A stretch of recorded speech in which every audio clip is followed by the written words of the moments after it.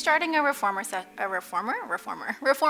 session with a client, and you're looking to wake up their core a little bit before you get going into the bigger movements, I'm going to show you a really simple few exercises you can do in the footwork position. So I've got 1.5 springs on, or 2 springs is also fine, 2.5, whatever works for your client.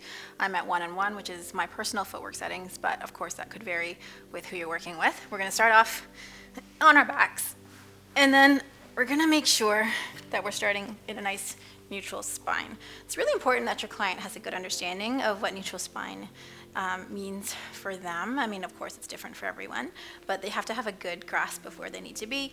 You also might want to discuss a little bit of deep core activation with that exhale. So you might want to do some breath work. So inhaling, big belly, and then exhale just to compress. And then from there, now that things are a little bit awake, you might want to start a little bit of pelvic rocking, adding in that little bit of that zipper cue when they come into that lumbar flexion.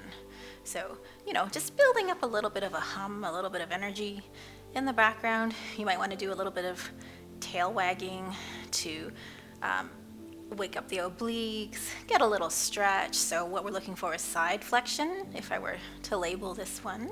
So shortening by bringing the hip up towards the bottom of the rib cage, and then on the other side, allowing that sacrum to kind of pivot in place.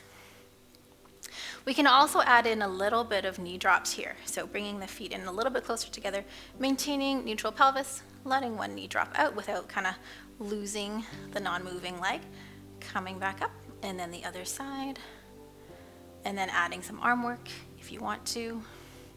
Right, you can go kind of here, out of the way, whatever works for you.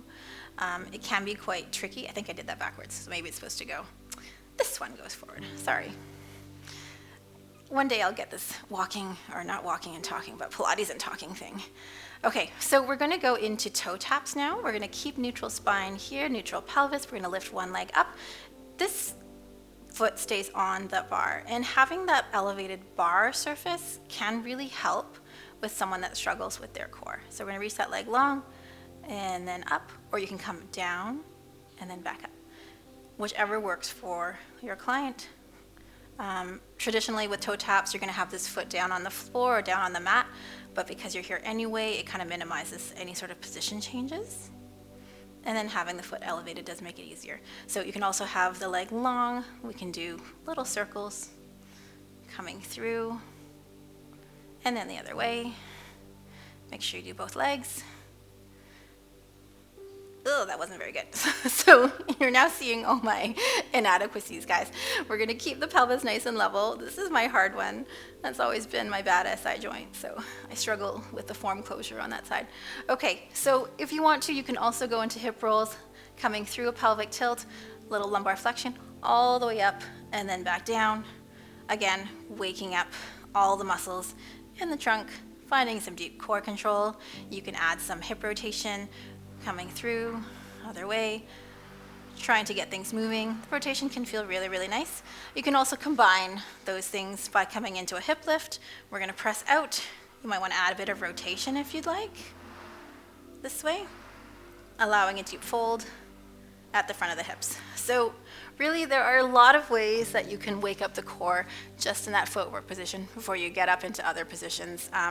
It's a really nice way to start your session.